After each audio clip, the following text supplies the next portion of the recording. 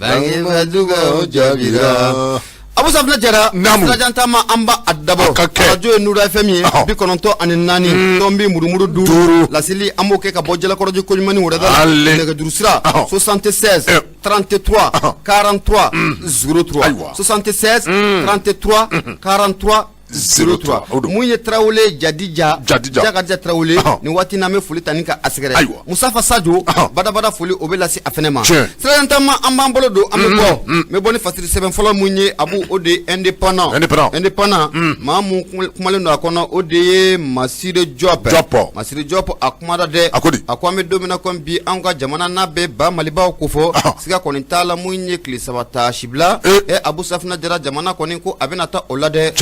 o dore fe ina fo ko mu communiquer do ko ni obora ka binci tun communiquer mun na abina jamana gouvernement ko ni ya alaini ka fo ko mu jamana amna ta 3 jours de deux national na be kli sabata shi blake ka nyashi mu anga fure mun nu utura mu tesiti kan atakilila bara no bela jele medam ne bi alamsado no bebe utikalo klita ani kelema ne ganya fu o wati mu jamana ameta kli sabata shi bla ola patrick baka fola na be Masire Jopi akoni ye ko injate mina ka laje Abu Safna Jara bara ngelera foka foko aglera ibena e ka foko munye lishido koni o chadlendu lishibun konna la ayira ka foko munye mabinani anefla an wala kana ba mabinani anefla abuko olule nintura nko ina de wala kana ba mabinani anefla la ibena e ka foko munye gradi chama oba ala munye sous-officier kaporo aninga ta fara munye soldat de deuxième classe uka Abu Safna Jara olu chama koni onintura nko ina akoni ko inja temina kalaje anga sigan ko doni ni aklibala munye dimashido no bena utikalo wolon vlama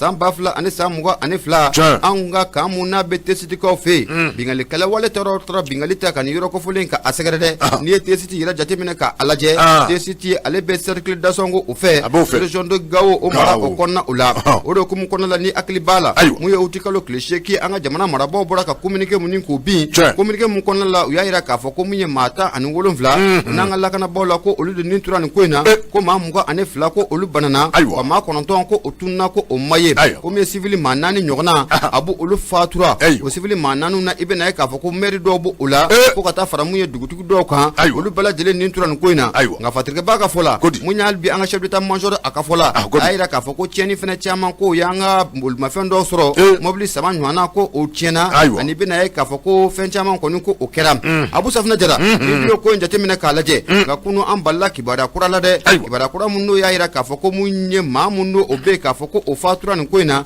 jamana ka gouvernement ka communiquer o kofe ko betu jo mabinani ane fla ola Abu Safna Jara akoni ko njate mina kalaje ko fo ko ni fo ni ngana bila jamana maraba ko ni maboka ko ngoni ka agalontigia folo mabinani ane fla no o fatura jamana maraba ko ni maboka ko ngoni ka agalontigia folo akoni ya njate mina kalaje jamana maraba ko ni ka wulika jodo ku oke mamunun be ka fo ku unintura nan ko ina ran dabale bisika to ko muna ku usomo ko ladonia ne somo ko ladonia wati muna kibara jelen ko ni ko obesoro ka shele Abu Safna Jara fatirka baka fola akoni ye ko njate mina kalaje abe sangelimbo ni ataki munna talen fle ka ngwa lakana ba ku segara neta abe sangelimbo ni ataki nyona ko amadilika kede akoni ya njate mina kalaje na Jara abse fla ataki yera ko okera dimashido no bena utikalo klewolon vlama ga odugu saje no bena tenema munye nturo de sunu oknie segnko bara ko obuloda tukunine ko bena ataki bola ko obulda ga yaya ka fa ko munye aranfor belebele obora ku kunda yoro ko folenga odo kum kono lebe na ka fa ko munye terro su fa anu sebe ko bunte o sefe ku sebe ko bunte amanya munga ko akero oye Abu Safna Jara munye an aranfor belebele munno o wulla kata ni yoro kata alla kana ibe na ka fo uye dogo ni wo chaman ka asiga sige adoni ngama munye tesiti wo chaman be udono o kono la de amanya mungo munye terro si chaman fa na be Abu Safna Jara anyo ningena ninko o karaba watriga baka fo akoni tesiti kanyira jatemina kala tesiti posum nabe tesiti ko fe Abu Safna Jara ko ajatemina le ko aka galene ko sabdo fe mun do Abu Safna Jara ko ajatemina ko aka galen ko na manya ka fo ko ayoro ko folen ko abe attaquer sigata la munye civiluye Abu Safna Jara ko olubuta ko ni ko osura la de ni ko yira jatemina kala de wati muna attaquer o kera civil chairman be olu fatura o masro dora fe ko olubulla ka tu dugo muye poste militaire muna be tesiti poste militaire du ni ajatemina kala je alene dugo ko na ko aka jandoni patriba ka fola o kera sababu yo muye civil chairman ko oningena ko ko o tora nin ko in na nka fatiribaga fɔla i bɛ na ye k'a fɔ n'i ye ko in jateminɛ k'a lajɛ abu ko in gɛlɛyara fo k'a fɔ ko a gɛlɛyara an ka jamana marabaaw yɛrɛ communiqué mun kɛ waati tɛmɛnenw na n'o de kɛra mun ye uti kalo tile 8 u y'a yira k'a fɔ ko mun ye u ye kibaruyaw sɔrɔ ka danganiyaw ka a sɔrɔ ni attaque mun n'a talen filɛ ka an ka test ka a sɛgɛrɛ ta k'an ka test kan ka a sɛgɛrɛ ta a yira k'a fɔ ko mun ye nin terroriste ninnu ye k'u ye dɛmɛ kɔni k'o sɔrɔ mun ye drone ye ko o yira sanfɛ fɛn caman bɛ yen ko o yira sanfɛ kɛlɛkɛfɛn caman Abu Safinɛ Jara an ma mun siya dɔn a ko n'i ye ko in jateminɛ k'a lajɛ hali bi an ka les femmes olu kɔni y'o danganiya k'o di k'a yira k'a fɔ ko terroriste ye dɛmɛ de sɔrɔ olu kɔni ye dɛmɛ sɔrɔ ka bɔ fan mun na Abu Safinɛ Jara maa ma kɛ Ala ye k'o dɔn terroriste ani drone sanfɛla la ka yɔrɔ bɛɛ lajɛlen jateminɛ ka sɔrɔ ka na siyɛlɛ an ka sɔrɔsiw kan nin kɛra fɛn ye fɛn mun n'a ye malidenw kɔni k'u kamana gan nin kɛra fɛn ye hali n'a ye sɔrɔsiw yɛrɛ kɔni k'u kamana gan mun ye chef d'état major ye a y'a yira k'a fɔ ko bɛɛ lajɛlen k'i hakili sigi wulikajɔw bɛ sen na maa minnu ye nin kɛwale jugu ta ni ka ɲɛsin an ka lakanabaaw ma siga t'a la don na nataw la a bɛɛ bolo na da i kɔ ni mun ka kan ko o bɛ taa k'u sɛgɛrɛ bɛɛ kɔni ye fɛn mun ye Abu min ye jamana a gouvernement kɔni a y'a décidé k'a fɔ ko an bɛ taa tile 3 tasi bila la ka ɲɛsin nin lakanabaa maa 42 o mun fatura ani maa 22 o mun baranda ko jamana ko an bɛna taa tile 3 tasi bila la baara in bɛ daminɛ alamisa don n'o ye bi ye minnu waati kunnafoni filɛ nin an y'a sama ka bɔ mun ye indépendant ale kɔnɔ Masire Diop ale sɛbɛnnikɛla ye Abu Ibunya bete karo k'a fɔ an bɛ duwawu de kɛ minnu bɛ ni tora nin ko in na an bɛ duwawu kɛ sɔrɔsilakaw kɛrɛnkɛrɛnyana ka taa se kadɔ k'a fɔ civil fɛn o fɛn ma an bɛ duwawu kɛ hali bi Ala ka u bɛɛ lajɛlen dayɔrɔ u suma minnu bananen bɛ nin waati na an bɛ duwawu kɛ Ala ka nɔgɔya don u ka banaw la an bɛ duwawu de kɛ toujours o ye ka jisuma hali bi Ala ka jisuma kɛ ni an ka nin kɛlɛ in a fura ye a tɔgɔ bete karo k'a fɔ mɛ tigɛ don mɛ bɔ ni sɛbɛn min ni o cɔ ko Nouvelle Horizon Mahamadu S Tarawele a ka sɛbɛn don ko i k'a dɔn k'a fɔ ka kɛ n'i ka dɔn k'a fɔ jadi wale a ɲɔ ɲani bɛ anw ka jamana in kɔnɔ kabini waati dɔ la kuma ye k'a dɔn k'a fɔ maa caman de bɛ k'i yɛrɛ ɲininka ko yali est-ce que ko waati de ma se sa wa an ka négociation n'o ye sigi ka kuma u ka se ka kɛ aw ni jadi wale a kɛbaaw cɛ fasiriba ka fɔla i ka dɔn k'a fɔ ni o ye Mahamadu S Tarawele a ko i ka dɔn k'a fɔ kabini kuma dɔ la min bɛ tali kɛ i ka dɔn k'a fɔ sigikafɔba min kɛra ni an bɛ a wele ko Assise nationale pour de la refondation i ka dɔn k'a fɔ aussi k'a fɔ ba in senfɛ min bɛ tali kɛ i k'a dɔn k'a fɔ négociation o ka se ka boloda ani jadimaw cɛ i ka dɔn k'a fɔ ko o kɔrɔfɔ kɔni fɔra i ka dɔn k'a fɔ sigi in senfɛ ale b'i ka dɔn k'a fɔ ko hakili jigin don min bɛ tali kɛ i ka dɔn k'a fɔ Ibrahim Boubacar Keita ale ka fanga waati min na i ka dɔn k'a fɔ Ibrahim Boubacar Keita a bɛ fanga na min bɛ tali kɛ i ka dɔn k'a fɔ nin hakilina kelen na ko a kun bugunna o ti dɔ wɛrɛ dɛ o ye sigikafɔ bɛɛ lajɛlen ka se ka sabati walasa i ka dɔn k'a fɔ min bɛ tali kɛ jadi wale a kɛbaaw la kɛrɛnkɛrɛnnenya minnu bɛ ni a y'a sɔrɔ k'a fɔ ko malidenw don hali bi n'a y'a sɔrɔ k'a fɔ ko olu kɔni kɛmɛ ka marifa ta u ka jamana kama kɛrɛnkɛrɛnnenya i ka dɔn k'a fɔ Yad Agali ka taa se i ka dɔn k'a fɔ Amadou Koufama o kuma i ka dɔn k'a fɔ kabini Ibrahim Boubacar Keita ka fanga la hakilina in kɔni nana bugun waati dɔ la min bɛ tali kɛ i ka dɔn k'a fɔ sigikafɔ a ka se ka tɛmɛ anw ni ninnu cɛ nka bɛɛ lajɛlen bɛ a kalama k'a fɔ waati min na Ibrahim Boubacar Keita a ka fanga bɛ sen nɔ jamanikuntigi min ni o bɛ faransilakaw cɔ la n'o cɔ ko Emmanuel Macron bɛɛ lajɛlen bɛ a kalama k'a fɔ a waati kama Emmanuel Macron a kɔni a y'i cɛda nin kɔrɔfɔ in na a y'a jira Ibrahim Boubacar Keita la min ye sigikafɔ ye k'o kɛ i ka dɔn k'a fɔ ani Bamanjuw cɛ a i ka dɔn k'a fɔ ko o tɛna se ka kɛ koyi wa i ka dɔn k'a fɔ n'a ma ɲɛ k'a fɔ ko aw bɛna sigikafɔ kɛ aw ni Bamanjuw cɛ min bɛ tali kɛ i ka dɔn k'a fɔ opération na n'o ye i ka dɔn k'a fɔ kɛlɛ i ka dɔn k'a fɔ kɛlɛ min bɛ tali kɛ taamaɲɔgɔnya na anw faransilakaw ni anw ka malidenw cɛ faransi sɔrɔsi ani malidenw cɛ i ka dɔn k'a fɔ ko aw na o dabila koyi min ni i ka dɔn k'a fɔ ko u tɛna sɔn fiyewu malidenw ka i ka dɔn k'a fɔ sigikafɔ k'o kɛ u ni jadimaw cɛ fasiriba ka fɔ la i ka dɔn k'a fɔ min bɛ tali kɛ Emmanuel Macron na waati min na i ka dɔn k'a fɔ a ye nin bagabaga kumaw ta ka jamanikuntigi tɛmɛnen k'a sɛgɛrɛ n'o bɛ tali kɛ i ka dɔn k'a fɔ Ibrahim Boubacar Keita la a ye ka dɔn k'a fɔ ko ji kɛra a ka sɔ la i ka dɔn k'a fɔ ale kɔni a ye a to jigin min bɛ tali kɛ i ka dɔn k'a fɔ négociation na a ko kɔni a jɔra o yɔrɔnin bɛɛ la kosɛbɛ ba i ka dɔn k'a fɔ an bɛ waati min na komi sisan bɛɛ lajɛlen bɛ a kalama k'a fɔ jadi wale a kɔni a sɛbɛ yiriwale mɛ ha ka ja hali n'a y'a sɔrɔ ko armée kɔni kɛn bɛ ka wuli ka jɔ k'a sɛbɛ boloda bɛɛ lajɛlen bɛ a kalama k'a fɔ a bɛ kalo damadɔ bɔ min bɛ tali kɛ anw ka armée la a kɛn bɛ ka sebaaya kɛ u sɛbɛ sɔrɔ min bɛ tali kɛ jadi wale mɔɔw kan bɛɛ lajɛlen bɛ a kalama k'a fɔ min bɛ bamananw ka kuma don min bɛ tali kɛ i ka dɔn k'a fɔ ko biɲɛkala ɲini na ni o sen da mɛ biɲɛkala kan ko a ye man di dɛ o kuma i ka dɔn k'a fɔ anw ka nin kɛlɛ in bɛ hakɛ min na i ka dɔn k'a fɔ a bɛ i n'a fɔ dɛmɛbaa wɛrɛ bɛ ni maa ninnu na min tɛ k'a dɔn k'a fɔ ni i k'a dɔn k'a fɔ denba wɛrɛ bɛ u la min tɛ u yɛrɛ dama ye k'a sababu kɛ bɛɛ lajɛlen bɛ a kalama k'a fɔ kalo laban tɛmɛnenw na an bɛ talikɛ wulikajɔ la anw ka sɔrɔsilakaw u y'o sɛbɛn kɛ i k'a dɔn k'a fɔ ninnu ka daga caman de bɛ yen armée kɔni k'i k'a dɔn k'a fɔ ko u y'u ci k'u da kolonji a ka jan min bɛ talikɛ faali juguw la bɛɛ lajɛlen taara ka maa ninnu k'u sɛgɛrɛ n'a ta o ta i k'a dɔn k'a fɔ ko don o don i b'a fɔ k'a fɔ ko u bɛ ka jaga hali bi u bɛ ka ɲaga hali bi ka taa fɛ k'a sababu kɛ i k'a dɔn k'a fɔ ni dɛmɛbaa jugu bɛ u la ni maaw bɛ k'u dɛmɛ kɛrɛfɛ i k'a dɔn k'a fɔ min bɛ talikɛ u ɲagani na a i k'a dɔn k'a fɔ ko u bɛ ɲaga sanga ani waati kuma fasiriba a ko i k'a dɔn k'a fɔ an bɛ waati min na komi sisan ko yali k'a fɔ n'a ma ɲɛ k'a fɔ faransilakaw olu y'u sen da min bɛ talikɛ négociation kan n'a ma ɲɛ k'a fɔ ko faransilakaw ko olu taara ka ban ko yali a man kan an ka négociation ko in jateminɛ wa k'a sababu kɛ n'i y'a ta k'a lajɛ maa caman de bɛ yen minnu ni olu bɛ société civile kunda minnu bɛ k'a dɔn k'a fɔ politique maa kunda a ka jan minnu yɛrɛ bɛ yen ka se k'a dɔn k'a fɔ leader religieux ma k'olu caman de bɛ yen maa caman de bɛ yen minnu ka hakilina ye bi k'a dɔn k'a fɔ sigikafɔ a bɛ se ka boloda cogo min na quoi siriba ka fɔ la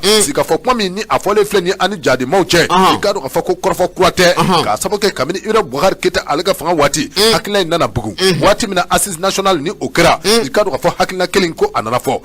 ko waati de ma se sa wa nin sigikafɔ in a bɛ se ka boloda cogo min na waati dɔ la i k'a dɔn k'a fɔ sigikafɔ in a taamaw yɛrɛ kun daminɛna maa min bɛ yen ni o ye Imam Mamudu Diko i k'a dɔn k'a fɔ ale yɛrɛ kun ye wulikajɔ k'a sɛbɛn boloda walasa i k'a dɔn k'a fɔ fɔka bɛɛ a bɛ se ka sabati anw ni Bamanjiw cɛ cogo min na tiriba ka fɔ k'a dɔn k'a fɔ a ko min bɛ talikɛ k'a dɔn k'a fɔ kɛlɛ kɔni ni a daminɛna ko kɛlɛ bɛɛ lajɛlen bɛ taa kuncɛ ni k'a dɔn k'a fɔ sigikafɔ ye o kuma waati de sera sa yɛrɛ ni dabali bɛɛ lajɛlen ka tigɛ min ni o bɛ wele ko bɛɛ ani keleya i k'a dɔn k'a fɔ ani yiriwa a bɛ se ka don anw ka jamana kɔnɔ cogo min na i k'a dɔn k'a fɔ ko sigikafɔ o ka kɛ sa walasa i k'a dɔn k'a fɔ kɛlɛ in bɛ se ka ban cogo min na yiriwa i k'a dɔn k'a fɔ bɛɛ ani keleya cohésion sociale i k'a dɔn k'a fɔ olu bɛ se ka sabati anw ka jamana a kɔnɔ ten san dan baɲango i k'a dɔn k'a fɔ an bɛ nin kɛlɛ kelen in na o kuma i k'a dɔn k'a fɔ a bɛ se ka dilan cogo min na k'o fɛɛrɛw ka tigɛ n'a y'a dilanni ye kɛlɛ ye o kɛlɛ o ka kɛ n'a dilanni ye i k'a dɔn k'a fɔ sigikafɔ ye i k'a dɔn k'a fɔ ko sigikafɔ o ka boloda Fasiri filɛ an ye min bɔ nouvelle horizon kɔnɔ Mahamadu S Tarawele ale ka sɛbɛn don ninnu ma bunte de koyi ayiwa bunte de dɛ option fila kɔni filɛ nin bunteli le don c'est les deux options bunteli le don koyi deux options bunteli le don option fila kɔni filɛ ninnu ka terroriste ninnu ka laɲini ye fɛn min ye o tɛ se ka kɛ an ka jamana kɔnɔ o kɛ man di dɛ u ka laɲini ye min ye k'a ka kɛ sariya ye sariya ko in de bɛ u ka hakilina la sariya maa n'olu bɛ se ka sigi a kuma ayi a ma nɔgɔn dɛ a ko ka jateminɛ like ka taa an ba ma yɛlɛma tan a kɛ man di a ko kɔni a ka jateminɛ a ka jateminɛ Abu Sirajan Tama hali bi an bɛ taa indépendant n bɛ bɔ ni a ye sɛbɛnnikɛla tɔgɔ de ye Abilaye Jara Abilaye Jara a kumala dɛ a ko waati min na anw nisɔndiyalen don ko sabu kɛ mun ye kɛlɛkɛ pankuru kura u sɔrɔla ka bɔ Irisi jamana la ka na an ka jamana o kɔnɔ o hakilina kelen de kɔnɔna la i bɛna ye k'a fɔ maa minnu o bɛ ka an ka jamana mara bi n'o de bɛ colonel Asimi Goyita belebele in ko an ni Vladimir Poutine n'o bɛ Irisi jamana masakɛ n'o b'o o kofɔ siga tɛ fɛn mun na ko kununku ye sɔrɔ nɛgɛjuru la dɛ mun ye nɛgɛjuru la kuma n'o bɛ téléphone na kuma n'o b'o kofɔ a tɛmɛna an ka belebele ani Irisi masakɛ Poutine kofɔ a tɛmɛna belebele fila ni ɲɔgɔn cɛ la Fatigi b'a ka fɔ la a ko a dogolen tɛ maa si la k'a fɔ ko mun ye Mali ni Irisi bolodi ɲɔgɔnma mun n'o o bɛ anw ni ɲɔgɔn cɛ la ni hakili b'a la k'a bɛ badaw fanga kɔni o bɔra ka bin siga t'a la jamana faama n'o bɛ colonel Asimi Goyita o kofɔ ale de bɛ fanga la bi a ye ŋaniya ta k'a jira k'a fɔ ko an bɛ don min na komi bi ko a tɛ taa abada fo an ni Irisi jamana ko an ka jɛ ka an tɛgɛ ko o di ɲɔgɔn ma o tɛgɛ di ɲɔgɔnya sababuya la a kɛra sababu ye mun ye kɛlɛkɛminɛn caman an y'o sɔrɔ a kɛra sababu ye mun ye Irisiw y'u ka maa dɔw bila ka na an ka armée maaw k'u kalan marifa dɔw bɛ olu ci cogo o la cogo min na bolodi ɲɔgɔnma in kɔni ko a ɲɛna fo k'a fɔ ko a ɲɛna Fatigi b'a ka fɔ la a ko n'i y'a jateminɛ k'a lajɛ mun ye an ka jamana faama n'o bɛ colonel Asimi Goyita o kɔfɔ ani Vladimir Poutine an bɛ don min na ko bi ninnu bɛɛ lajɛlen hakilinataw ye kelen ye jamanaw bɛ se ka yiriwa cogo min na Irisi jamana bɛ se ka yiriwa mun ye Asimi fana kalenkan dɔ mun ye Mali ye o bɛ se ka yiriwa cogo min na o de hukumu kɔnɔna la n'i y'a jateminɛ k'a lajɛ kabi waati tɛmɛnenw na mun ye bolodi ɲɔgɔnma kun bɛ anw ni Irisi jamana o ni ɲɔgɔn cɛla la nka bolodi ɲɔgɔnma in ko a kun dajira nka maa mun dɔ bɛ fanga la bi n'o bɛ colonel Asimi Goyita kofɔ u nana ka bolodi ɲɔgɔnma in ni ka a lakurakuraya o de hukumu kɔnɔna la i bɛna ye k'a fɔ ko kunun mun ye jamana faama n'o bɛ colonel Asimi Goyita a kofɔ a yɛrɛ bɔra ka kunnafoni ni ka a cari a ko mun ye a balimakɛ n'o bɛ Vladimir Poutine n'o b'o kofɔ siga tɛ fɛn mun na k'u ye ɲɔgɔn sɔrɔ nɛgɛjuru o la koyi nɛgɛjuru la kuma kɔni kɔni abu ko o tɛmɛna Russie jamana masakɛ n'a bɛ Vladimir Poutine ko fɔ a n'an ka jamana faama n'o bɛ Assimi Goïta n'a b'o ko fɔ ko kuma ɲɔgɔnya in kɔnɔna la kuma caman o fɔra siga tɛ fɛn min na mun ye lakana o bɛ se ka na an ka jamana kɔnɔna la cogo min na an ka ba Maliba an bɛ bonya waati min na ka tɛmɛ an ka segin ka na o bonya o kɔnɔna la mun ye Mali ye a ka kɛ Mali yɛrɛ de ye parce que b'a ka fɔ la mun ye Assimi Goïta ani mun ye Poutine ka nin kuma ɲɔgɔnya in kɔnɔna la laɲini tɛ dɔwɛrɛ mun ye malidenw ko u bɛ se ka lafiya cogo min na o hukumu kɔnɔna la u ka nin kuma ɲɔgɔnya in kɔnɔna la kunu a b'u kuma caman o tɛmɛna u ni ɲɔgɔn cɛla la sira caman o tɛmɛna u ni ɲɔgɔn cɛla la mun ye jamana fila ni ɲɔgɔn cɛla la o siraw labɛn k'a fɔ ko jagobolo o b'o la sɔrɔw b'o la fo ka taa fara mun ye fɛn caman o kan Abu Safinɛ Jara i bɛna k'a fɔ ko kunu ko nin kɛra nisɔndiya bɛɛ ni jamana masakɛ fila kɔni o fanfɛla o la n'a bɛ Russie masakɛ n'a b'o kofɔ ka taa fara mun ye an ka masakɛ kan n'o bɛ Assimi Goïta n'a b'o kofɔ a ko politique sira kan diɲɛ bunakun kana kɛ i bɛna k'a fɔ ko nin jamana fila n'a bɛ Russie jamana ni Mali yɛrɛ kofɔ an ka yetaw kɔni o ye kelen o misali jɔnjɔn ye fɛn jumɛn ye Abu a ko an ka segin an kɔ dɔɔni ni hakili b'a la mun ye marisi kalo tɛmɛnen o nin kɛnɛ kan mun ye conseil de sécurité de l'ONU olu tun ye laɲini kɛ mun ye Russie bɛ ka kɛlɛ mun ta ka ɲɛsin Ukraine ma o kɛlɛ in kɔni ko a bɛ se ka dan sira la cogo min na nka a donni kama mun ye farafinna jamana 35 mun bɛ yen n'a bɛ farafinna jamana 35 kofɔ maa minnu y'u yɛrɛ minɛ mun ye o ni ka nin baara jugu in ma i bɛna ye k'a fɔ ko Mali ko an b'o la dɛ an kɔni tugura Russie jamana o kɔ Abu ko hali bi ko an ka taa walasa ko o ko kɔni k'o latimɛ an bolo Russie jamana ani ka taa fara mun ye Chinois ka jamana kan olu fana ye bonyamasegin k'o kɛ dɛ a ko ni hakili b'a la mun ye o Nations Unies kelen o kɛnɛ kan mun ye waati mun na MINUSMA ka mandat o bɛ renouveler anw ka jamana marabaaw ye laɲini mun kɛ Russie fana ni Chine y'i panpa ko fɔ o laɲini ko o de ka taa ba la laɲini mun n'a bɛ tali kɛ droit de l'homme na o ko a ka taa ba la Fatigi b'a ka fɔ la a ko ni jamana masakɛ fila n'a bɛ Assimi Goïta ko fɔ ka taa fara mun ye Vladimir Poutine ninnu ka kunu ɲɔgɔn ye kɔni kuma caman o fɔra sira kɔni tɛ fɛn mun na maramafɛnw tɔrɔlen kɔfɛ ka bɔ yen n'a bɛ kɛlɛkɛ pankuru ko fɔ kɛlɛkɛ avion ka taa fara mun ye kɛlɛkɛ minɛnw na olu caman den tɛmɛnen kɔfɛ ka bɔ yen sira tɛ fɛn mun na ko mun ye bolodenɲɔgɔnw bɛna tɛmɛ sira caman o wɛrɛ fɛ dɛ olu la Abu Safinɛ Jara bɛ na ye k'a fɔ ko mun ye engrais ko bɔ o la ani ka taa fara mun ye commerce fo ka taa fara mun ye balo yɛrɛ kan Abu Safinɛ Jara ko ninnu bɛɛ lajɛlen bɛna ɲɔgɔn sɔrɔ o kɔnɔna o la jamana faama ani Vladimir Poutine o kumana ninnu bɛɛ lajɛlen o kan mun ye jamana faama ye a kɔni y'a ɲini mun ye Vladimir Poutine fɛ fɛɛrɛ ni dabali bɛɛ lajɛlen ka kɛ mun ye Mali ni Russie o sabu kɛ a dogolen tɛ maa si la k'a fɔ ko mun ye Russie ale ye jamana ye jamana mun don i bɛna ye k'a fɔ ko taji de tɔntɛntɛntɛnnen bɛ yen fo ka taa fara mun ye engrais kan mun ye Russie u ka fɛɛrɛ ni dabali bɛɛ lajɛlen kɛ u bɛ se ka Mali ka anw dɛmɛ taji ko la cogo min na Mali u bɛ se ka anw dɛmɛ engrais ko la cogo min na tɛ fɛn mun na ko o baaraw ko bɛna wuruba Fatigi b'a ka fɔ la n'o de bɛ mun ye Abdoulaye Jara kɔni y'a jira k'a fɔ ko mun ye jamana faama Assimi Goïta ani Vladimir Poutine u ka nin kuma ɲɔgɔnya in kɔfɛ ko siga t'a la ko nɔ bɛna ye ko ninnu na koyi wa siga t'a la anw ni Russie jamana mun ye lakana tɛmɛnen kɔfɛ ka bɔ yen an bɛna an bolo di ɲɔgɔn ma sira caman fɛ engrais ko ka taa bila taji ko la ani mun ye dabalofɛnw olu caman ko u bɛna sɔrɔ kunnafoni filɛ nin an y'a sama ka bɔ indépendant ale kɔnɔ Abdoulaye Jara ale sɛbɛnnikɛla ye Abu Ibonya o b'a la bete nin ye kunnafoni duman ye nin ye kunnafoni duman ye dɛ grand commerçant ninnu fila kɛlen ka ɲɔgɔn sɔrɔ téléphone na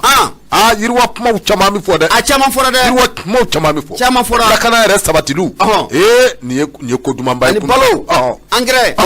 taji o ko banna o ni lakana na a banna ka balo sɔrɔ a ko banna a banna walahi Abu ni waati na mun ye Abdul Kadir Adama Mayiga an ko ale ma ko grand commerçant international a n'a ka grenado ni waati na an bɛ foli ta ni k'u sɛgɛrɛ fo dabilenni kɔnɔ a fɔ a ye ko dɔ bɔra fɛnw zɔngɔ la grand commerçant international foli ta ni k'a sɛgɛrɛ i bolo don bɛɛ kɛra ka fɔ ne bɛ n bolo don ne kɔni sɛbɛn min ni o cogoya ko le soir de Bamako i k'a dɔn k'a fɔ Laya Jara a ka sɛbɛnniw i k'a dɔn k'a fɔ an ka taa Segu dɛ kan min bɛ yen i k'a dɔn k'a fɔ ni o bɛ wele k'a dɔn k'a fɔ kan min bɛ Segu o bɛ wele ko Seku Amadu Tal de Segu i k'a dɔn k'a fɔ min bɛ wele ko chef d'état major général de l'armée de terre n'o ye k'a dɔn k'a fɔ kɛlɛkɛcɛw minnu ni k'a dɔn k'a fɔ olu ka kɛlɛ fanba a ye duguma kɛlɛ dogo ye i k'a dɔn k'a fɔ ale kɔni ɲɛmaaba a taara nin kan in kɔnɔ kɛrɛnkɛrɛnnenya i k'a dɔn k'a fɔ an ka sɔrɔsi kan min ni a bɛ Segu ka taa se fɔ i k'a dɔn k'a fɔ Kucala ani Kulikoroma k'a dɔn k'a fɔ a ye taama belebele boloda taama in bɛ tali kɛ fɛn min na o ti dɔwɛrɛ dɛ bɛɛ lajɛlen bɛ a kalama k'a fɔ an bɛ waati min na komi sisan min bɛ tali kɛ Bamanjiya walela a ɲɔ a sɛbɛ ɲama kuma i k'a dɔn k'a fɔ ɲɛma a taara ka taa i k'a dɔn k'a fɔ kɛlɛdenw ani kɛlɛkɛlaw k'a dɔn k'a fɔ ka taa min bɛ tali kɛ i k'a dɔn k'a fɔ ka se ka taa nikura fiyɛ u la cogo min na a taara ka taa o baaraw de boloda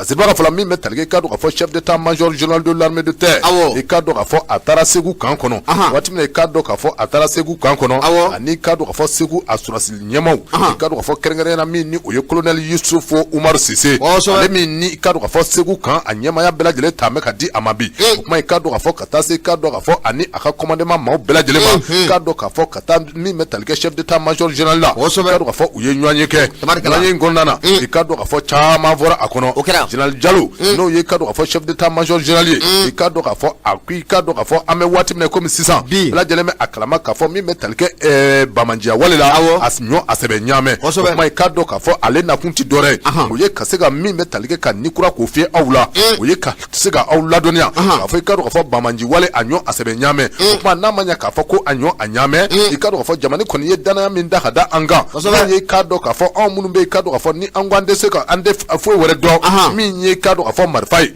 min ye i ka dɔn ka fɔ lakana a bɛ se ka sabati cogo min na anw ka jamana ni walima jamana i ka dɔn ka fɔ anw minnu ka dɔn ka fɔ ni an y'an ka siyɛn ka o ye kuma i ka dɔn ka fɔ ko waati de sera sa hali bi an k'an jan don an yɛrɛ la ko wa an bɛ waati min na komi sisan waati dɔ i ka dɔn ka fɔ maliden bɛɛ lajɛlen kan ka kɛ lakanaba ye kuma an ka an jan don an yɛrɛ la ka jan don kɛ i ka dɔn ka fɔ sigidalamaw la walasa i ka dɔn ka fɔ lakana a bɛ se ka sabati cogo min na saga ani waati bɛɛ lajɛlen na bɛɛ lajɛlen bɛ a kalama k'a fɔ nin waati laban in na min bɛ tali kɛ i ka dɔn ka fɔ attaque misɛnw na o sɛbɛn caya mɛ kɛrɛnkɛrɛnnenya i ka dɔn ka fɔ an ka duguba kɔnɔnkanw i ka dɔn ka fɔ Bamanju u kɛn bɛ ka daga ka a wuli yɔrɔw caman na kuma i ka dɔn ka fɔ chef d'état-major général de l'armée a ka kɔrɔfɔw bɛ tali kɛ nin n'a ɲɔgɔnnaw kan k'a fɔ sɔrɔsilakaw u k'u jan da u yɛrɛ la bɛɛ lajɛlen ka wuli ka jɔ k'o kɛ min ni o bɛ wele ko vigilance i ka dɔn ka fɔ jateminɛ bɛɛ lajɛlen ka kɛ o kɛbaa ye wa i ka dɔn ka fɔ nin an bɛ waati min na komi sisan an ka sɔn ka an ni di faso ma koyi k'a sababu kɛ i ka dɔn ka fɔ faso n'a bira i ka dɔn ka fɔ ko taayɔrɔ wɛrɛ foyi tɛ an na koyi o kuma n'a ma ɲɛ k'a fɔ ko anw minnu kɛra cɛfini tabaw ye anw minnu y'an kali k'an siyɛn k'a fɔ ko an bɛ jamana in ko an b'a kuma bɔ o kuma i ka dɔn ka fɔ o kuma bɔli i ka dɔn ka fɔ ko an kana sɔn fiyewu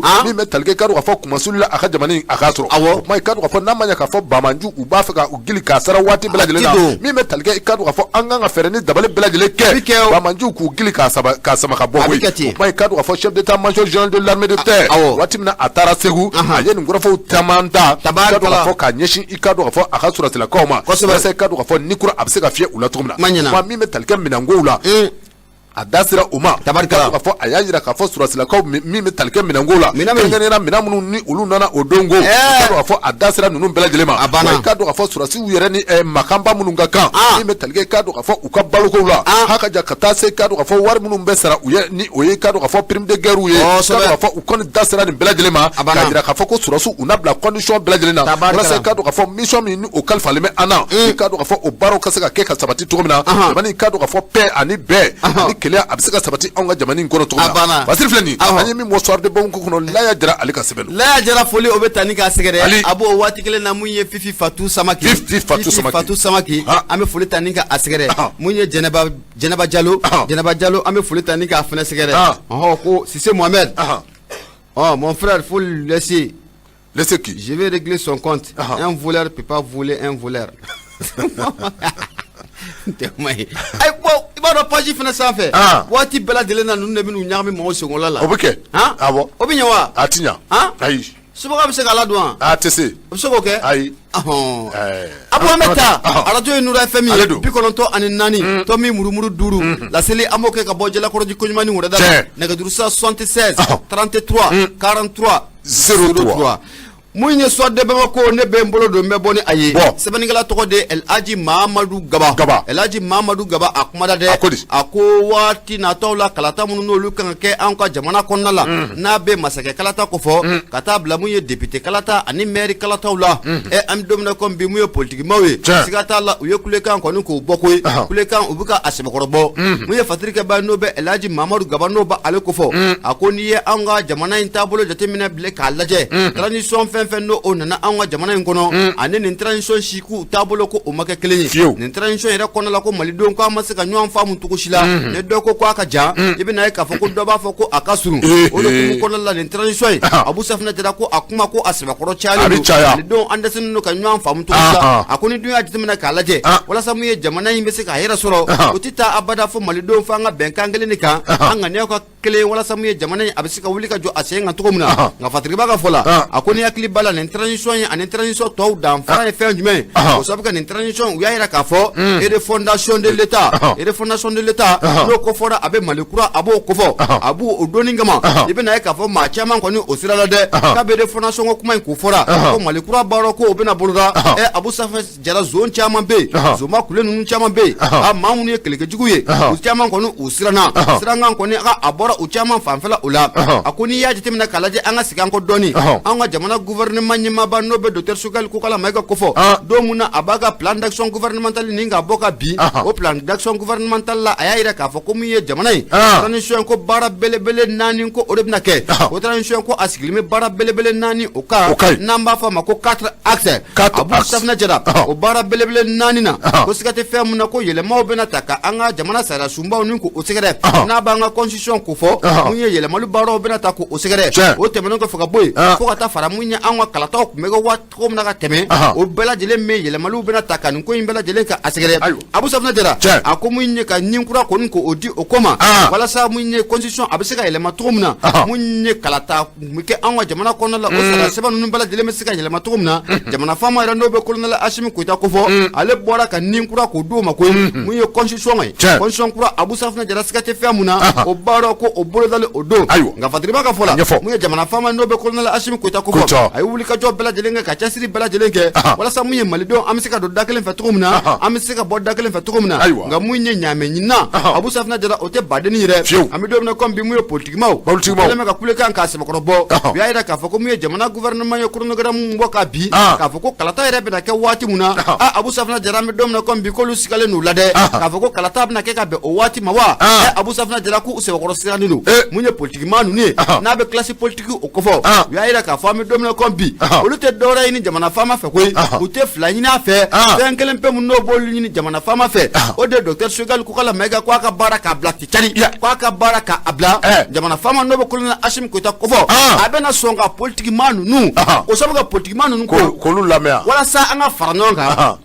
walasa olu bɛ se k'u sen don baara in n'a ɲɛma ko fɔ Sogɛli ka taa u ko ten olu tɛ baara kɛ u tɛ baara de fɛ ka kɛ u t'a fɛ ka baara de kɛ ɲita ɲininaw don sa an ka taa olu ye ɲita ɲininaw olu ye dunta ɲininaw ye ko ni Sogɛli kɔni kunkolo bɛ yen k'olu fara ɲɔgɔn kɔni k'o t'a la olu t'a la o ye baara kɛcogo ye wa fo karisa ka taa kɔnɔ tɛ anw da t'a la qu'est-ce que ça veut dire o ye baara kɛcogo ye ayiwa n'a bɛ dilan cogo min na i bi o de fɛɛrɛ fana fɔ faramafɛn dama kɔni bɛ ɲɔgɔn kɛ dɔ ayi u tɛ fɛɛrɛ fɔ dɛ ne fɛɛrɛ tɛ fɔ fɛɛrɛ bɛ fɔ Sogɛli taalen kɔfɛ de n'o tɛ fɛɛrɛ tɛ fɔ dɛ ko Sogɛli le ka taa voilà bon fɛɛrɛ de kan k'a dévoiler kabi sisan k'a fɔ Sogɛli kan k'a kɛ tan de a kan k'a kɛ tan de n'i ma o fɔ fɔ nin ka taa ka bɔ yen a bɛ kɛ maako ye dɛ a bɛ kɛ maako ye dugutigi kɔrɔ fana tɛ dugu ɲɛlen fɛ a banna nin bɛɛ dugutigi kɔrɔ n'a ka conseillers ye dugutigi kɔrɔ n'a ka conseillers don olu de b'a fɛ ka segin ka na u ma jɛ dugu in kɔ dɛ ayiwa an kɔni bɛna fɛn mun f'i ye nin transition kɔni kɔnɔna la maliyɛn ye fɛn caman faamu fɛn caman faamu na maliyɛn ye fɛn caman faamu dɛ transition fɛn fɛn n'a kɛra an ka jamana kɔnɔna la nka nin transition san 2 in kɔnɔna la an ɲɛ bɛ min na maliyɛn ye mun faamu fɛn caman faamu na maliyɛn ɲɛ yɛlɛla dɛ maliyɛn ye fɛn caman faamu dɛ kojugu caman faamu na k'a fɔ ko jamana in a mana kɛ cogo cogo a kɔni bɛ taa bin politikiman dɔ tigɛ kɔnɔ nka k'a fɔ ko a bɛna bin politikiman de tigɛ kɔnɔ mun tɛna taa malidenw ka sira fɛ bilen mun bɛna taa ni malidenw ye sira kɔrɔ kan Abu ne kɔni ne ɲɛ t'a la diyagoya ye politikimanw ye o don nataw la mais politikiman minnu bɛ yen ni an bɛ u dɔn k'u dɔnna kari fiyewu minnu dɔnnen bɛ k'u dɔnna kari ka ban wa olu kɔni olu ka ko banna sa o olu ka ko banna dɛ u ka taa retraite politique la a banna n'u bɛ ko dɔn u dɔw ka gɛrɛ misiri la awɔ misiri ayiwa a dɔw si bɛ yɔrɔ min na ko hali président ma sɔrɔ kɛ jamana a président bɛ to yen an t'olu kɛ président bilen dɛ maaw bɛ a la an bɛ fɛrɛ ka taa nin cogo in na tan de k'a to transition dama bolo sa nka fiyewu an tɛgɛ tɛ di olu politiki ma. a y'o kɔni banna o. alors o banna pewu. n b'a kɔnɔ n ko n b'a kɔnɔ n bɔra de b'a dɔn. aw de ye jamana in k'a bɛɛ ɲagami yan aw politikiman ninnu aw abu ninnu n ko démocratie nalen aw de ye a yira maaw la ko maa kelen bɛ se ka maa ba kelen ɲɔgɔn. kojugu anw de y'o dunni daminɛ. aw de y'a yira maaw la k'a fɔ ko kɔ kɔnɔnaw bɛ se ka feere. awɔ. aw de ye monopole ta ka di aw ka commerçants ma yan. maa damadɔw. an ka jamana in kɔnɔna la i kun b'a ye ministre a ye transitaire a ye commerçant o bɛ se ka ɲa jamana in kɔnɔ yan an politimaw an kɔni an bɔra lɔ sa an tigɛra koro an y'a bila ni i tigɛra koro ka bɔra e bɛ juguya sisan kɔni an y'a faamu sa Abu Safina Jara mun ye fasirikɛba n'o bɛ Elhaji Mamadu Gabakɔ a kɔni ko nin politique ma ninnu u y'a yira k'a fɔ walasa olu bɛ se k'u sen don baara in kɔni na transition baara kɔni na walasa olu k'u sen don o la k'o tɛ taa abada fɔ mun ye jamana faama a k'i bolo bɔ mun ye Choguel ko k'ala Mayiga Kana de jamana faama dun n'o de ye colonel Asimi Koyita ye a bɛna sɔn mun ye politique ma ninnu ka laɲini kɔni ma wa mun ye kuma kɔni a filɛ n'i y'a jateminɛ k'a lajɛ ni politique ma ninnu kɔni n'a bɛ cadre maaw ko fɔ u ye ɲɔgɔn ye mun kɛ mun ɲɛ juma don uti kalo tile 5 mun ye maison de la presse o kɔnɔ la u kɔni y'a yira k'a fɔ ko n'i y'olu kɛtɔ ye ka baara kɔni k'o kɛ Abu Safina Jara fɔ Choguel k'a ka taa di ko sabu kɛ ko min ye docteur Choguel ko k'ala Mayiga ko parti politique o b'o bolo parti politique bɛ maa min bolo ko k'a fɔ ko e kana kalata k'o labɛn o ye fɛn ye ko kilennenya k'o tɛna y'o la wa k'o tɛna kɛ ko jɛlen k'o de kun kɔnɔ la olu bɛ mun ɲini jamana faama fɛ a ka fɛɛrɛ dabali bɛɛ lajɛlen kɛ a k'i bolo bɔ mun ye Choguel ko k'ala Mayiga ko a kana jamana faama a bɛna sɔn wa ayiwa ɲininkali tɔn bɛ yen ɲininkali kɔni bɛ yen ɲininkali bɛ yen dɛ ɲininkali bɛ yen dɛ ɲininkali ko don ayiwa fɛn mun kɔni don u ye nin kelen de gan yan an tɛ Choguel ko la dɛ ayi an tɛ Choguel ko la dɛ an tɛ Choguel maa ye o Choguel ka hɛrɛ foyi t'an kɔnɔ yan fiyewu dɔrɔmɛ ayi an t'a dɔn nka u ye nin kelen de gan yan fo cɛ taar'i sigi k'a fɔ ko cɛkɔrɔba jamana o kɛra o ma kɛ yan o kɛra ala k'a ɲɛ ka d'a ma amin arabi ala k'a ɲɛ ka d'a ma kunnafoni filɛ nin an y'a sama ka bɔ min sɔrɔ de Bamakɔ kɔnɔna la Elhaji Mamadu Gaba ale sɛbɛnnikɛla i bonya b'a la ayiwa beti an bɛ dugawu kɛ halibi jamana ala k'a kolo suma n bɛ n bolo don i k'a dɔn k'a fɔ n bɛ se ka don soir de Bamakɔ kɔnɔ i k'a dɔn k'a fɔ soir de Bamakɔ nin donna a kɔnɔ Umaru Koyita ale ka sɛbɛn don ko i k'a dɔn k'a fɔ min bɛ tali kɛ Mali a gouvernement la a ye k'a dɔn k'a fɔ ko u kɛn bɛ ka mesure gɛlɛnw da u tɛ dɔwɛrɛ dɛ i k'a dɔn k'a fɔ min bɛ tali kɛ i k'a dɔn k'a fɔ contrôle ko u bɛna sigi sen kan k'a sababu kɛ bɛɛ lajɛlen bɛ a kalama k'a fɔ nin waati laban in na da dumuni fɛn minnu bɛ yen k'a dɔn k'a fɔ ni gouvernement kɔni ye fɛɛrɛ ni dabali bɛɛ lajɛlen tigɛ a ka ja ka taa se fɔ CFA wari miliyari 10 ani 4 baɲango i ka dɔn k'a fɔ u kɔni kɛra wari ye wari min ni fɛɛrɛ ni dabali bɛɛ lajɛlen tigɛra min ni a bɛ wele ko subvention i ka dɔn k'a fɔ walasa i ka dɔn k'a fɔ da dumuni fɛnw a bɛ se ka nɔgɔya i ka dɔn k'a fɔ sukaro malo i ka dɔn k'a fɔ ka taa se nɔnɔmugu ma ani ka dɔn k'a fɔ a n'a a tɔw ninnu bɛɛ lajɛlen bɛ se ka don anw ka jamana in kɔnɔ ka kɛ fɛn ye fɛn min ni a bɛ nɔgɔya cogo min na bɛɛ lajɛlen bɛ a kalama k'a fɔ nin waati laban in na kabini ka dɔn k'a fɔ sanction in ni o min bin kun bɛ anw ka jamana in kan kabini ka dɔn k'a fɔ o sanction ni o wulila ka bɔ yen ka dɔn k'a fɔ da dumuni fɛnw na u sɛbɛn nana gɛlɛya taa se ka dɔn k'a fɔ fɔ ka ja transport ma n'o ye mobili transport ye ninnu bɛɛ lajɛlen passew i ka dɔn k'a fɔ nin bɛɛ lajɛlen kɔni kɛra fɛn ye min ni a sɛbɛn gɛlɛyalen bɛ an bɛ waati min na komi bi dugu jɛw i ka dɔn k'a fɔ butigitigi dɔ bɛ dɔ fara a ta kan wa i ka dɔn k'a fɔ maa bɛɛ lajɛlen kɔni laisser aller total k'i ka dɔn k'a fɔ yɛrɛmabila o kɔni a kɛ n kun bɛ o ye wa min bɛ baarakɛda min bɛ yen ni o bɛ wele ko direction générale du commerce et de la concurrence i ka dɔn k'a fɔ conseil des ministres spécial tɛmɛnen kɔrɔ kɔfɛ min bɛ tali kɛ kari tɛmɛnen na conseil des ministres ka dɔn k'a fɔ jamanikuntigi yɛrɛ ko a labanna k'i da don ko in nɔgɔ ye walasa i ka dɔn k'a fɔ da dumunifɛnw u bɛ se ka nɔgɔya cogo min na o kuma direction générale du commerce et de la concurrence i ka dɔn k'a fɔ o ye cakɛda ye cakɛda min ni a ka baara kɔni ɲɛsinnen bɛ da dumunifɛn ko olu jateminɛw ma i ka dɔn k'a fɔ ninnu kɔni ye baara belebele dɔ daminɛ waati min na i ka dɔn k'a fɔ kabini décret kɔni ni a taara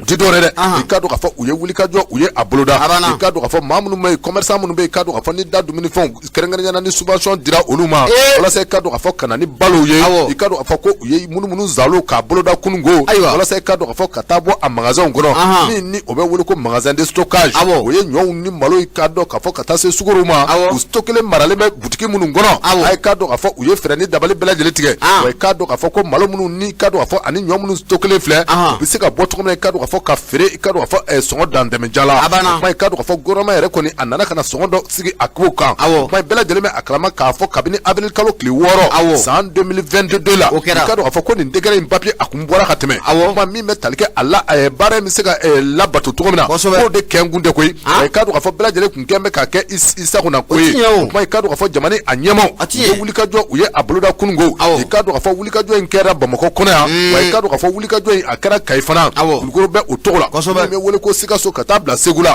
ani Mopti ka dɔn ka fɔ Mali duguba fɛn o fɛn bɛ yen wulikajɔ kɔni bolodala nin yɔrɔ in bɛɛ lajɛlen na commerçant minnu bɛ yen ni olu bɛ wele ko commerçant grossistes ani ka dɔn ka fɔ demi grossistes wulikajɔ taara nin bɛɛ lajɛlen ka magasin daw la ka taa lajɛ n'a y'a sɔrɔ balo bɛ yen ni balo tɛ a kɔni yirala k'a fɔ min bɛ tali kɛ magasin ninnu na u bɛɛ lajɛlen falen bɛ fɔ u tɔli la i ka dɔn ka fɔ u falen bɛ min bɛ tali kɛ balo min bɛ magasin ninnu kɔnɔ a ye ka dɔn ka fɔ ko samiya in tɛ se k'a dun ka ban i ko di balo minnu bɛ yen samiya t'a dun ka ban balo ko ntanya tɛ o sukoro ntanya tɛ balo ko ntanya don banna kɔrɔfɔ banna koyi mais ne fana ma se ka mun faamu Abu Safinɛ Jara jamana ka jɛ a ka wari kɔ subvention kɛ 14 milliards maa dɔ ko o ko Bribasa ka o min ta ko ti bɔ o la ko Mali tɛ jamana kan dɛ ka kalo 3 an b'o kelen kɔnɔ ministre fana sigilen tun bɛ mun na Ayisa ministre kɔni commerce ministre ale to sa o kɔni to yen n'u y'o fiyɛ ka taa yɔrɔ min na o bɛ taa yen de o to yen parce que i b'a dɔn o nana système kɔrɔ mun sɔrɔ sen kan ye a taara n'o système ale bɛ ka baara de kɛ n'o ye monopole ko i bɛ ka tile waati monopole kun talen bɛ ka kalifa maa kelen mun na hali bi a b'olu de bolo a b'olu de bolo maa de bolo mais a kɛra sozoro nana n'a b'olu de bolo alors jamana in kɔnɔ la a monopole bɛ dɔw bolo maa si tɛ don ni fununa ye jamana in kɔnɔ olu b'u kɔ manasi dɔw bɛ yen maa ti don n'a ye olu kɔ cɛ malo dɔw bɛ yen maa ti don n'a ye olu kɔ ayi olu maa kelenw de bɛ don ni bazɛnw ye olu maa kelenw de bɛ don ni tajiw ye a banna a bɛɛ kalifalen don o maa kelen na a banna n'a nana n'a tɛmɛna n'o système kelen ye nin de bɛ yaala nin de b'i yaala dɛ nin de b'i yaala kojugu n'o tɛ i bɛ ka tile waati dɔw ye citerne san yan o kɛra citerne sannen yɔrɔ ni camion citerne kɔni sanna a b'o takun o sankun ye taji nali de a sankun ye o ye awɔ a sankun tɛ taji de bɛ k'a kɔnɔ ka na a sankun ye o nka n k'u tun bɛ bazɛnw k'a kɔnɔ ka na o tɛna ni taji o bɛ na ni bazɛn de bazɛn o kɛra aramu i bɛ kɛ ka taa nɔ i bɛ bazɛn o bɛ na ni bazɛn de donc parce que exonération mun kɛlen bɛ taji kunna donc i y'a faamu wa n y'a faamu u tun b'a système kɛ ten awɔ parce que exonération bɛ taji de kunna awɔ o tuma a tɛ bazɛn kunna awɔ donc i bɛ fɛɛrɛ kɛ i bɛ profiter ka na ni bazɛn y'i sen fɛ awɔ tiɲɛ tɛ u bɛ na bazɛn jɔ k'a fɔ ko taji de b'a kɔnɔ foyi t'a kɔnɔ bazɛn i bolo da n ka i ka dɔn k'a fɔ hali bi min bɛ tali kɛ fasiri la n'o ye Umaru Kuyita ye a ko i ka dɔn k'a fɔ min bɛ tali kɛ nin contrôleur la u ye wulikajɔ u ye a sɛbɛ boloda magasin ba fɛn o fɛn bɛ yen i ka dɔn k'a fɔ ni o ye magasin de stockage ye ka taa ye k'a fɔ min bɛ tali kɛ i ka dɔn k'a fɔ balo la a sɔsɔlen bɛ k'a daminɛ duguma i ka dɔn k'a fɔ fɔ a bili la a kɔni yirala k'a fɔ balo min ni a sɔsɔlen bɛ magasin ninnu kɔnɔ commerçant minnu bɛ yen i ka dɔn k'a fɔ ni jamana a ye exonération kɛ olu cɔ la a ye ka dɔn k'a fɔ ko magasin fɛn o fɛn bɛ u bolo bɛɛ lajɛlen stockelen bɛ bɛ tali kɛ sukaro la nɔnɔ i ka dɔn k'a fɔ ka taa se malo ma fɛn o fɛn bɛ yen i ka dɔn k'a fɔ ni exonération kɛra a bɛɛ lajɛlen kan i ka dɔn k'a fɔ ko a bɛɛ lajɛlen tɔba bɛ yen wa min bɛ tali kɛ i ka dɔn k'a fɔ waati min ni a bɛ wele ko période de soudure n'o ye k'a daminɛ nin waati na ka taa se fɔ septembre kalo ma fɔ octobre kalo i ka dɔn k'a fɔ balo min ni a bɛ jamana in kɔnɔ i ka dɔn k'a fɔ ko fɔra ko dun tɛ a ban contrôleur ka dɔn k'a fɔ olu ka wulikajɔ de sera ka nin bɛɛ lajɛlen k'a ɲɛdɔn o kuma i ka dɔn k'a fɔ min bɛ tali kɛ contrôleur la i ka dɔn k'a fɔ min bɛ tali kɛ contrôleur misɛnninw ko olu bɛna bila jamana a fa bɛɛ lajɛlen fɛ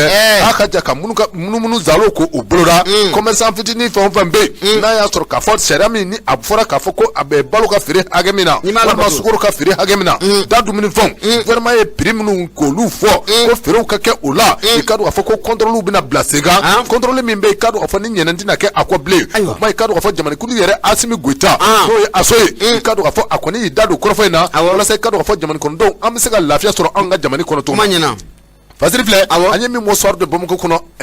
Umaru Kuyita ale ka an bɛ mun f'u ɲɛna u kana kɛ mun ye jɛgɛmisɛnnin minɛ de ye u k'a kɛ jɛgɛ kumaba ninnu de minɛli ye a banna kɔrɔbɔrɔ bitigi ninnu filɛ n'a ko a bɛ taa bi an ma bi u kan n'a daminɛna dɔrɔn u bɛ sin ka na olu de u ma bi olu kan olu ka fɛn tɛ ninnu olu ka dɔgɔ la o e bɛ se ka taa sigaro san cogo di sigaro bɔra san 7,000 ni 400 a b'u kɛ n'o feere a bɛ ɲɛnabɔ a ti ɲɛnabɔ a ti ɲɛnabɔ voilà Abu sisan an bɛ fɛɛrɛ dabali kɛ ka taa sugu kɔnɔ ka na n'an bɔra sugu kɔnɔ la kunnafoni tɔ minnu bɛ an bɛ sɔrɔ k'u lase lamɛnnikɛla jɛkulu ma n'u ye Bintu Keyita an bɛ foli ta ni k'a sɛgɛrɛ nin waati in na Sénégal kɔnɔna la k'a fɔ a ɲɛna ko Nangadef Jata an ka tɛ fan fɛ n'a bɛ gouvernement a ye sariya mun ta ka ɲɛsin fɛn minnu n'u sɔngɔ balila ka yɛlɛ suko ani dugusajɛ o cɛlala la i bɛ na ye k'a fɔ ko mun a kɛra sababu ye mun ye commerçant dɔw kɔni y'a jira k'a fɔ fɛn dɔw kɔni bɛ olu tɛn'u feere abada u ka bitigi a kɔnɔna la Patrick Ba ka fɔ la a ko n'i y'a jateminɛ k'a lajɛ gouvernement a décision mun koni ko ota an winye saningala yo ko décision ko asebe ko jara anye o temano ko faka bo mu commerçant do be no le grosse suye akoni asebe ko jara lié gane ko njate mena kalaje ma do ko ni ayira ka fako olute jenene bi ko olute jene sini no be mu nye jago kala do ko fo o sabu ke no afara ko lukata fensa so ngala abu safna jara ko kanu o fere no ya konna la o ye fenye femu no lutina jano e bi utina jano sini o do ko mu konna la ibe na e ka fo munye anga ba ko carte jamado be bi o sigaro here soroli akale me bara e bi koy o sabu ke munye korobron bitiki tamambe olu ba munye sigaro here fereli o ma ali na manya buku ba fere munye kilo fo kata fara munye debi ngoni kan o kuma koni ko otala patri ba ka fola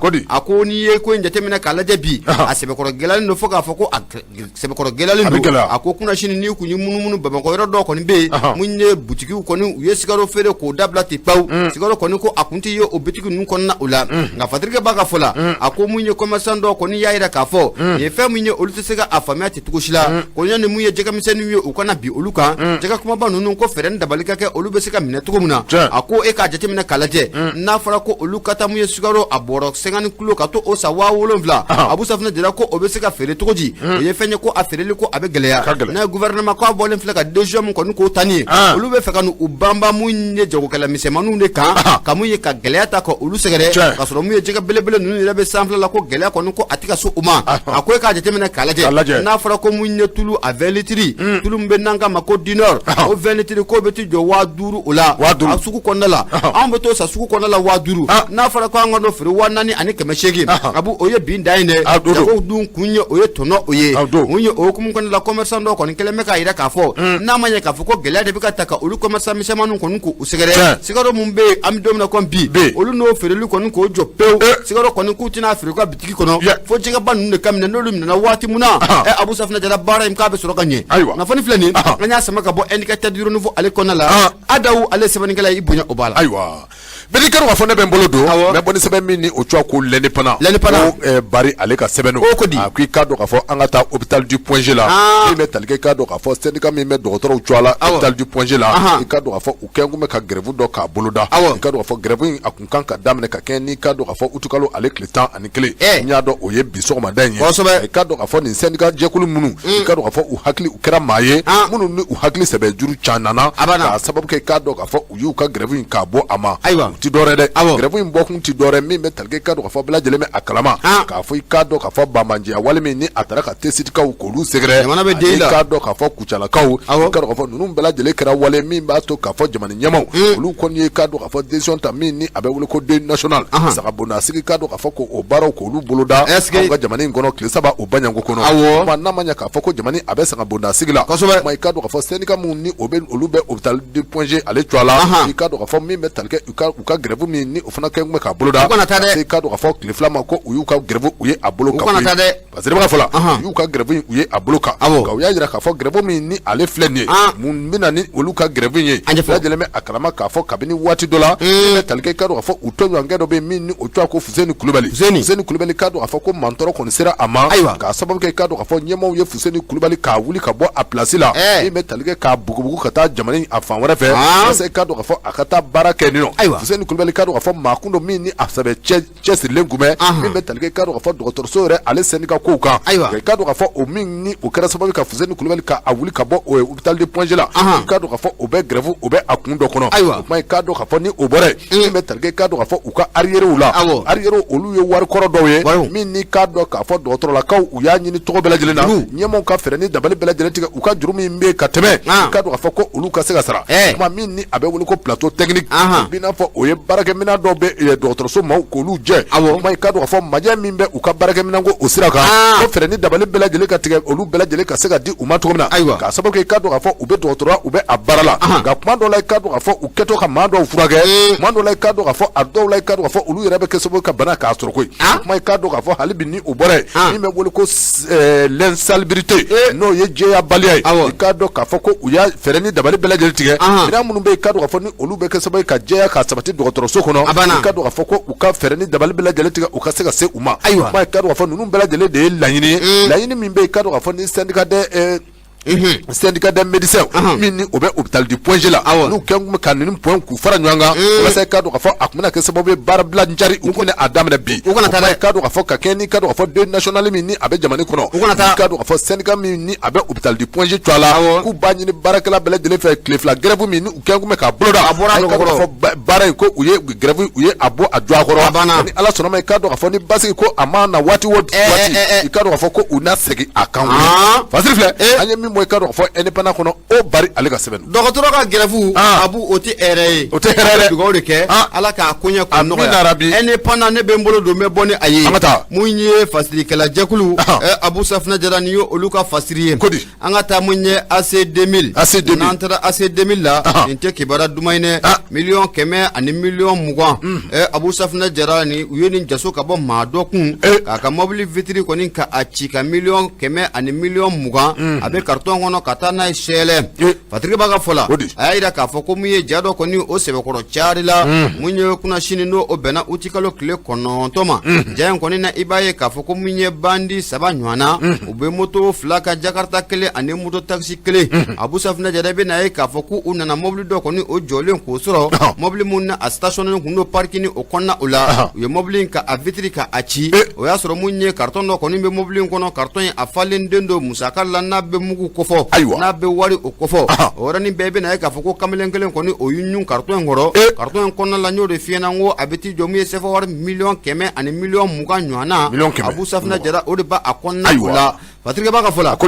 in yɛrɛ kɛra AC 2000 faamu na yɔrɔ mun bɛ yen n'an k'a ma ko misiri 1001 merveille misiri 1001 merveille ko yɔrɔ in kɔni ko a kɛra a n'o o cɛ man jan ɲɔgɔn na la kibaruya kɔni sɔrɔla k'a jira k'a fɔ ko mun ye ninnu taara ni musaka min ye a bɛ t'i jɔ miliyɔn 100 ani miliyɔn 20 o kɔni o la an kɔni bɛ don min na komi bi enquête kɔni ko o dayɛlɛla polisilakaw fɛ fɛɛrɛ ni dabali bɛɛ lajɛlen ka sigi sen kan maa minnu taara ni miliyɔn 100 ani miliyɔn 20 an ye tɛgɛ a bɛ se ka da o kan cogo min Patrick b'a ka fɔ la a ko n'i y'a jateminɛ k'a lajɛ an ka segin an kɔ dɔɔni a ko ni hakili b'a la mun ye janvier kalo tɛmɛnen na ko nin kɛwale kelen ko a kɛra AC o kɔnɔ la dɛ maa dɔ kɔni k'u ye bingali ta k'o sɛgɛrɛ ka taa n'o ka CFA wari miliyɔn 30 o fɛnɛ o ye nka an kɔni bɛ don min na komi bi wulikajɔ kɔni bɛ sen na mun ye an ka lakanabaaw fɛ maa minnu ye nin miliyɔn 100 ani miliyɔn 20 ka a ta ka bɔ mun ye mobili kɔnɔna la ka mobili vitiri ci ka miliyɔn 100 ani miliyɔn 20 a bɛ carton kɔnɔ ka taa n'a ye Abu Safinɛ Jara ko sɔɔni ko bolo kɔni ko a bɛ ta ka da o ka ɲi bolo ka da o kan n yɛrɛ y'a ja ye carton kɔni bɛ kamalen bolo ka taa a dalen b'a kun ayi a minɛlen don a bolo a ja ma taa maaw fɛ ka ban a ja taara o tɛ koba bilen kelen jɔlen bɛ ni marifa ye o bɛ kɛ marifa bɛ kelen bolo carton tigi nana carton ta dɔrɔn moto 2 nana jɔ dɔrɔn u yɛlɛla ka taa dɔw y'u ja ta u ɲɛnɛma o ka ɲi o kɛra ni enquête bi nɔgɔya o n'Ala sɔnna an kɔni bɛ dugawu de kɛ Ala k'a koɲɛ nɔgɔya amina rabi ami kosɛbɛ ayiwa siga t'a la an bɛ dugawu kɛ hali bi Ala ka waritigi Ala ka a garisɛgɛ don a ka wari in na o don dɛ Abubakar waati ma se a sera dɔ b'i bolo wa a ma se dɛ an ka taa dɔ b'i bolo kelen bɛ yen o t'an ka taa pan i ka dɔn k'a fɔ hali bi n bɛ segin ka don indépendant kɔnɔna na min bɛ tali kɛ k'a dɔn k'a fɔ dɔgɔtɔrɔso min ni o bɛ centre hospitalier universitaire de Kati k'a dɔn k'a fɔ a yirala k'a fɔ min bɛ tali kɛ majɛ dɔw la majɛ dɔw bureau du vérificateur général k'a dɔn k'a fɔ u ye wulikajɔ dɔw sabati min bɛ tali kɛ k'a dɔn k'a fɔ bureau du vérificateur général u ye wulikajɔ caman bɛ yen u ye o sabati min bɛ tali kɛ k'a dɔn k'a fɔ nin dɔgɔtɔrɔso in na ni o ye hôpital di Kati ye hôpital de Kati k'a dɔn k'a fɔ rapport minnu k'a dɔn k'a fɔ ni u y'o baaraw kɛ bureau de vérificateur général k'a dɔn k'a fɔ waati min na a donna a ye k'a dɔn k'a fɔ rapports caman ta san 2018 k'a dɔn k'a fɔ 2019 ka taa se 2020 ma k'a dɔn k'a fɔ u ye nin rapports bɛɛ lajɛlen k'a larawe a kɔni yirala k'a fɔ min bɛ tali kɛ k'a dɔn k'a fɔ nin hôpital in na n'o ye k'a dɔn k'a fɔ Kati hôpital ye k'a dɔn k'a fɔ min bɛ tali kɛ majɛw la majɛ caman de bɛ u ka baara in jɛ min bɛ tali kɛ k'a dɔn k'a fɔ min ni awɔ bɛ wele ko dysfonctionnement ne k'a fɔ dɔgɔtɔrɔ a yɛrɛ dɔgɔtɔrɔso yɛrɛ n'o ye hôpital yɛrɛ ye min bɛ tali kɛ k'a dɔn k'a fɔ marakojuguya caman de bɛ yen baarako yɛrɛ a nasiraw kan o ye gɛlɛya dɔ ye i k'a dɔn k'a fɔ u ka baara yɔrɔw la min bɛ tali kɛ k'a dɔn k'a fɔ musakakow la i k'a dɔn k'a fɔ ninnu bɛɛ lajɛlen gɛlɛya kɔni min bɛ tali kɛ nin bɛɛ lajɛlen na k'a dɔn k'a fɔ bureau de vérificateur général a ye nin bɛɛ lajɛlen jateminɛ i k'a dɔn k'a fɔ hali ka ja fura minnu ni olu bɛ don dɔgɔtɔrɔso in kɔnɔ ka don ka bɔ kɛ i k'a dɔn k'a fɔ ko nin bɛɛ lajɛlen kɛra majɛw ye majɛ minnu ni a jateminɛ a kɔni kɛra i k'a dɔn k'a fɔ hôpital de Point G de Kati la wari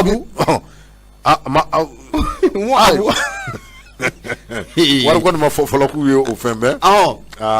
majɛ kɔni ka ca majɛ ka ca ne majɛ ka ca dun kɛra de o bɔ n'a ye ayiwa kuma i ka dɔn k'a fɔ conseil d'administration ni o ye i ka dɔn k'a fɔ u ka dɔgɔtɔrɔso i ka dɔn k'a fɔ maa minnu bɛ ni olu kan ka conseil d'administration kɛ n'o ye k'a lajɛ dɔgɔtɔrɔso a bɛ musaka joli sɔrɔ san kɔnɔ a bɛ musaka joli dun san kɔnɔ musaka joli bɛ i ka dɔn k'a fɔ ni o ye bilaɲɛ ye i ka dɔn k'a fɔ olu bi o baaraw kan ka kɛ nka i ka dɔn k'a fɔ a kɔni yirala k'a fɔ min bɛ tali kɛ hakaja hali furako la tuma dɔw la min bɛ tali kɛ i ka dɔn k'a fɔ fura minnu bɛ ni dɔgɔtɔrɔ banabaatɔ mago bɛ jɔ olu la ninnu bɛɛ lajɛlen bi dɛsɛ k'a ma sɔrɔ i ka dɔn k'a fɔ n'a y'a sɔrɔ ko baara a bɛ kɛ ka kɛ a kɛcogo ɲuman na min bɛ tali kɛ i ka dɔn k'a fɔ médicament la n'o ye banabaatɔ ka furaw ye olu man ka dɛsɛ nka a kɔni yirala k'a fɔ ninnu bɛɛ lajɛlen ye gɛlɛya ye gɛlɛya mun n'i ka dɔn k'a fɔ ni a bɛ dɔgɔtɔrɔso in kɔnɔ bi ni o ye Kati a dɔgɔtɔrɔso ye i ka dɔn k'a fɔ min bɛ tali kɛ a ɲɛmaaba la i ka dɔn k'a fɔ ɲɛmaaba a nɔ a sɛbɛ minɛnen bɛ wa i ka dɔn k'a fɔ min bɛ tali kɛ i ka dɔn k'a fɔ gɛlɛyaw caman bɛ yen i ka dɔn k'a fɔ o taa mɛ k'a sɛgɛrɛ k'a sababu kɛ i ka dɔn k'a fɔ a ka baara a kɛcogo ye